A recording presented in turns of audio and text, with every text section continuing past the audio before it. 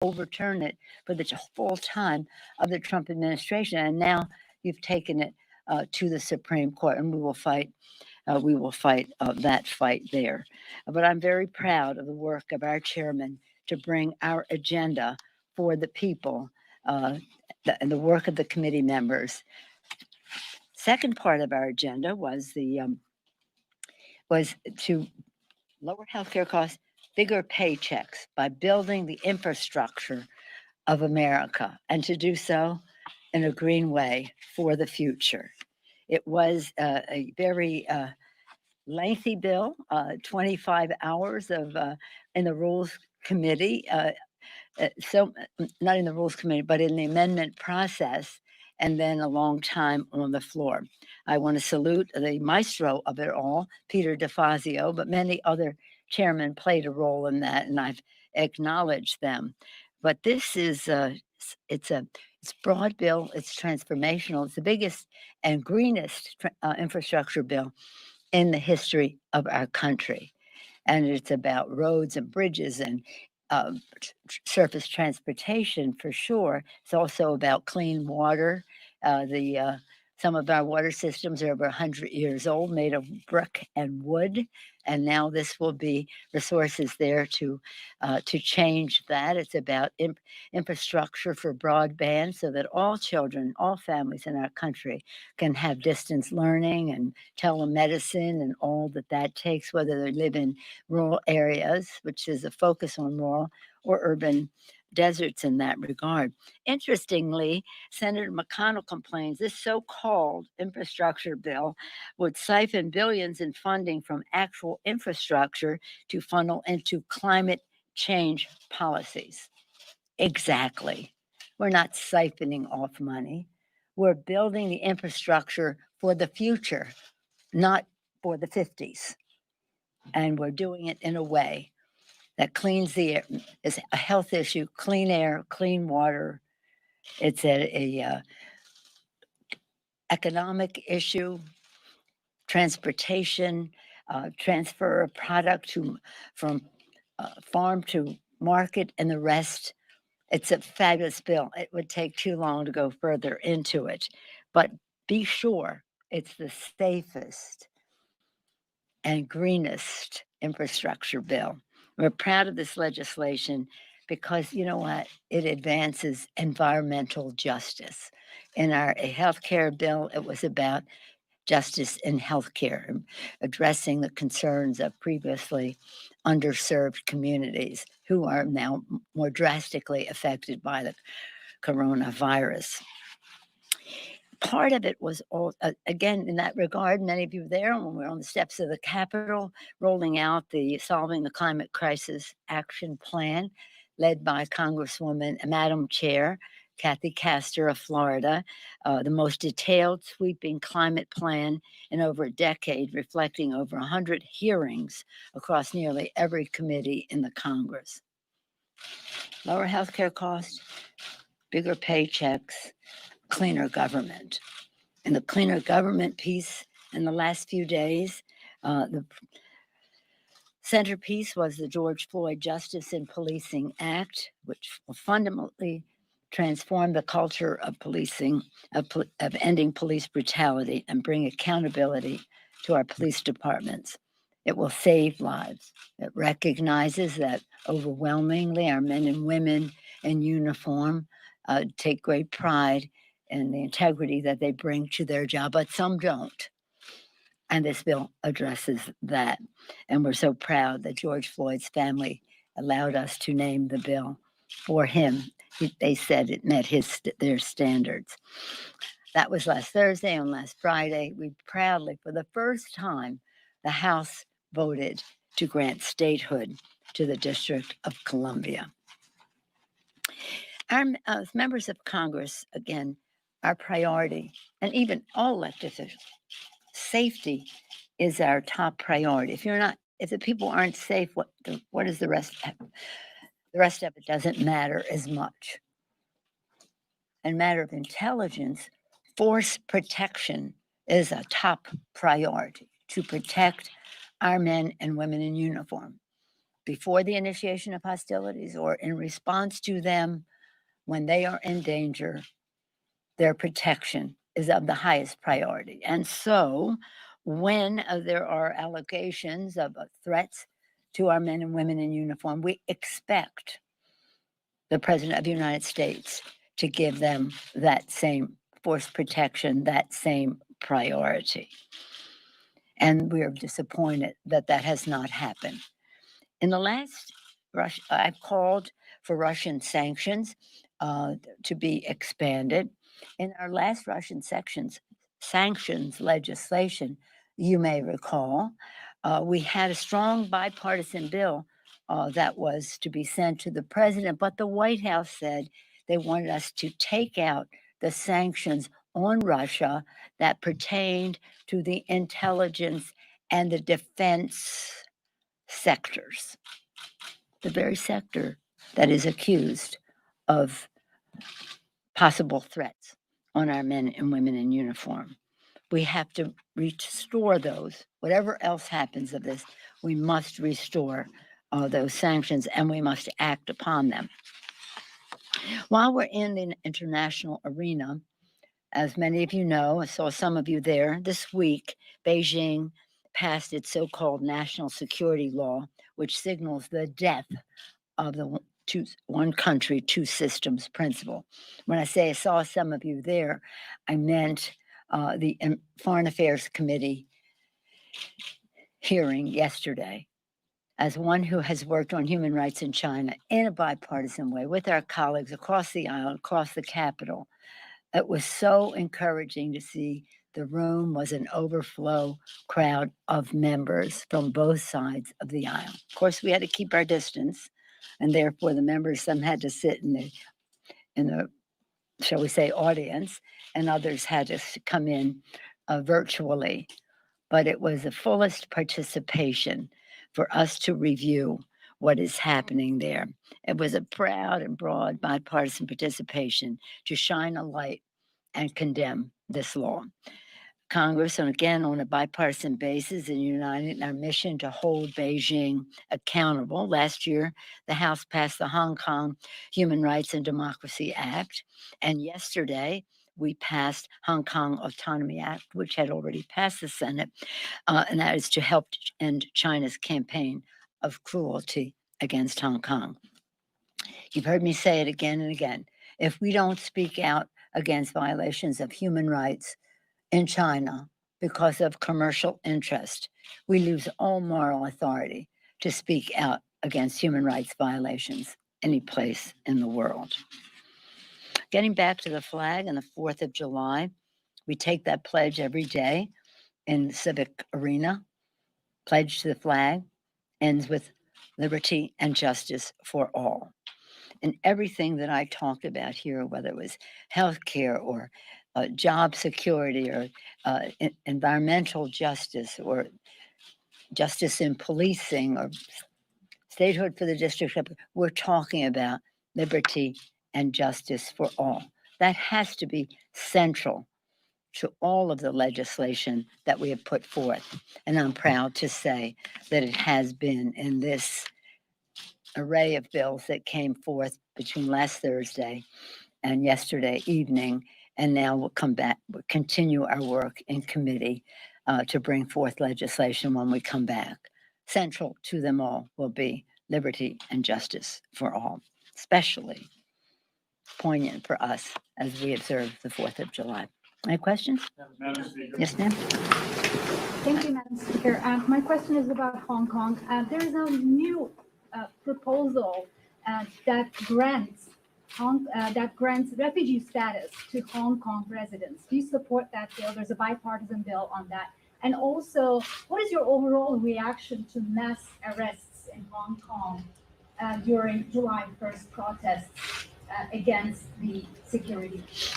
Well, at the hearing yesterday, I had the privilege, by unanimous consent, to participate in the hearing and to listen to the testimony of the witnesses.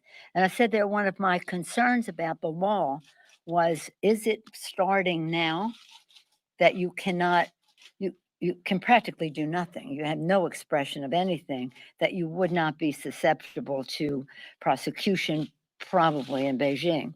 So my question was, does this retroactive? Does this apply to all of the protests, for democratic freedoms that have happened in Hong Kong? I don't know the answer to that. The Chinese government does, and unfortunately, they're not sharing that with us right now. But I fear for it. But if you saw the security, so-called national security, what it is suppression of any expression in Hong Kong. I mean, it really sad. So I'm disappointed, obviously, in the arrest of anyone who's speaking out peacefully for democratic freedoms wherever it is. In terms of refugee, I'm not familiar with that, but those people would qualify because they have, by this law, a well-founded fear of persecution in the place of origin from which they would come. So they would qualify on that score. I would rather we could make it right in Hong Kong so that that place of such entrepreneurship and dynamism and spirit of democracy. I told you before when there 2 million people were in the street like a year and a half ago, I said to the president, could you say something about the young people in the street? He said, did you see the size of that crowd? 2 million people. I said, yeah, even more significant when you know that that is 25% of the population of Hong Kong. This is a real tragedy. It's so sad.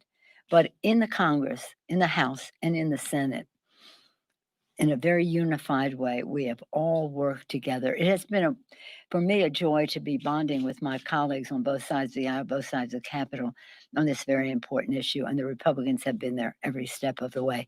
I hope the president will be. Yes, ma'am. Yes, ma'am. I'll do you next time.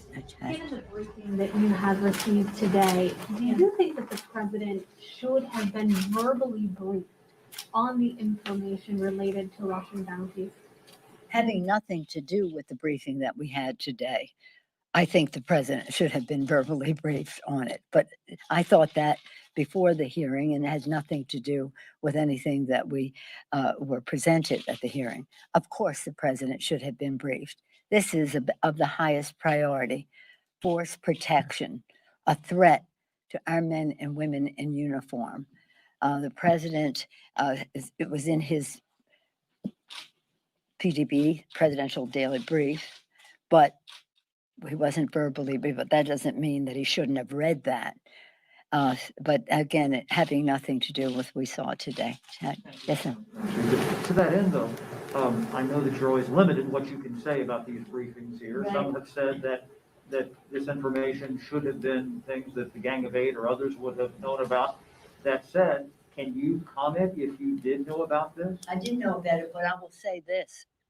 It was of a consequential level that the intelligence community should have brought it to us in that way.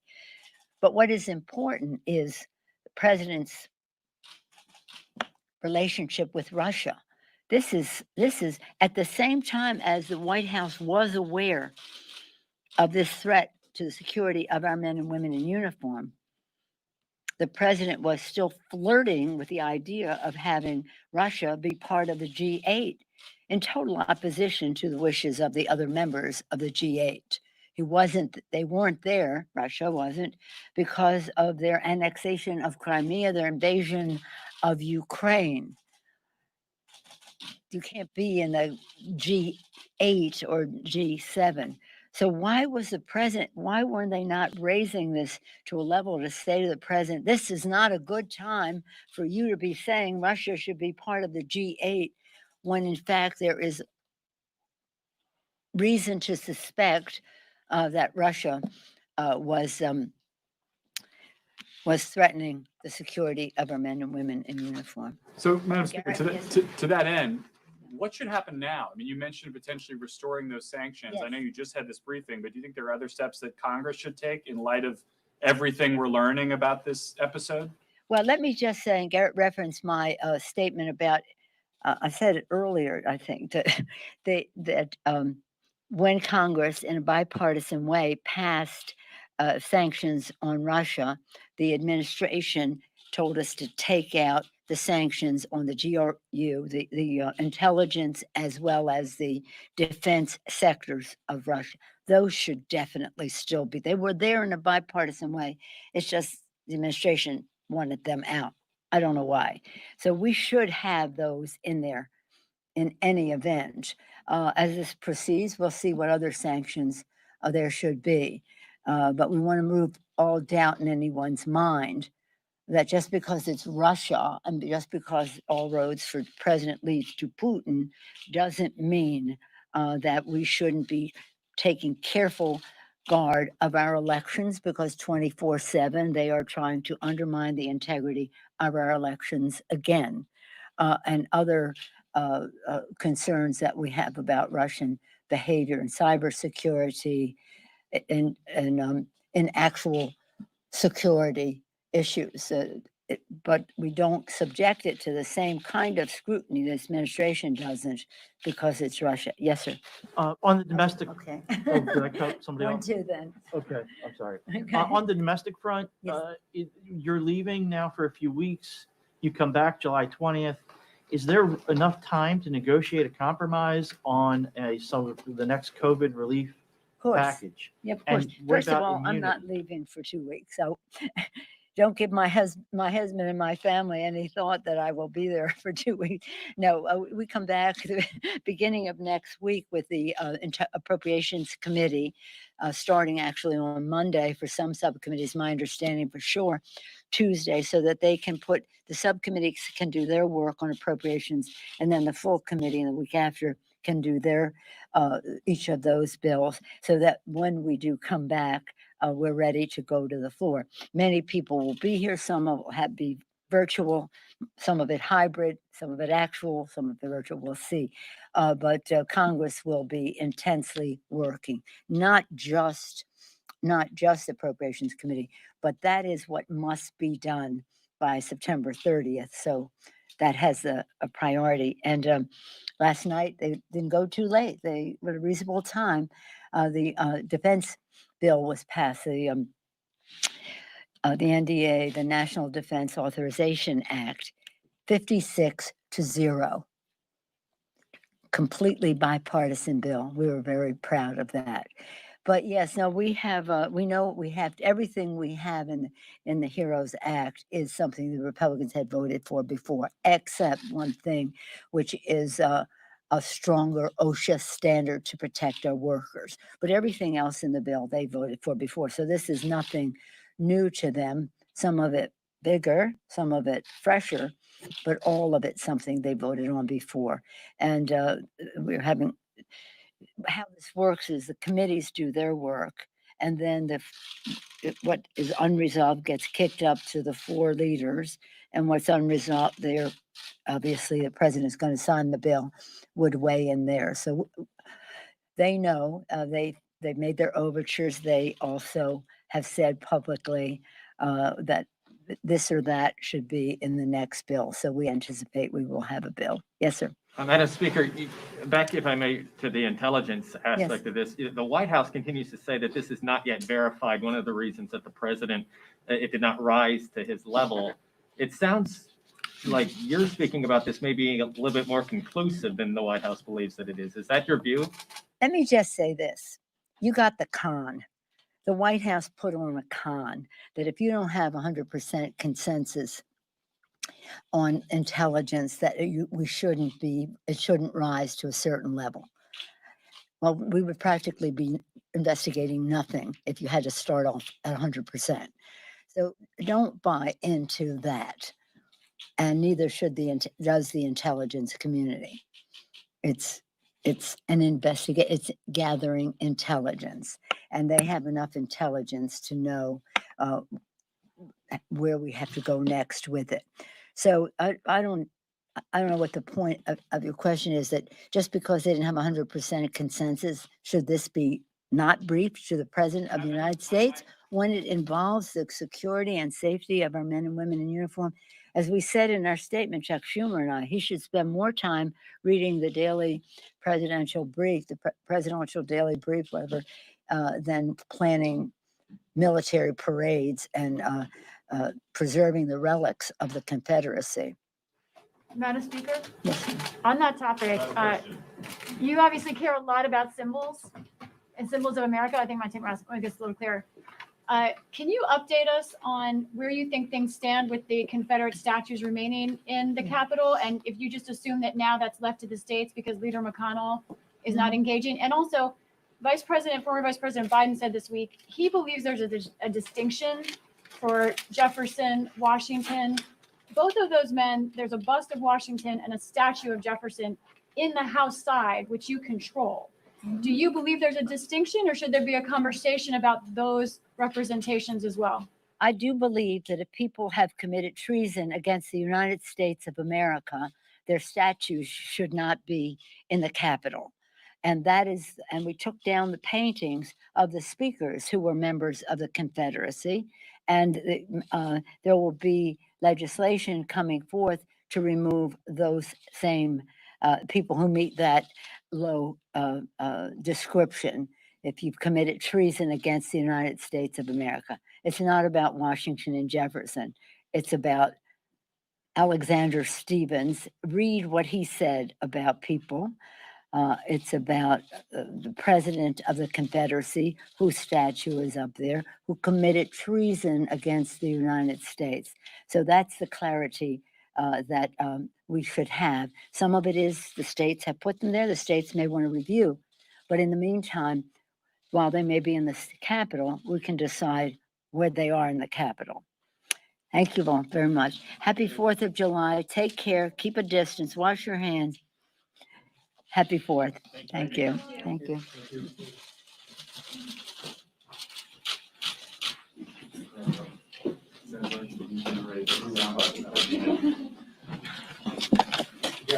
I have to answer again, but at the very end.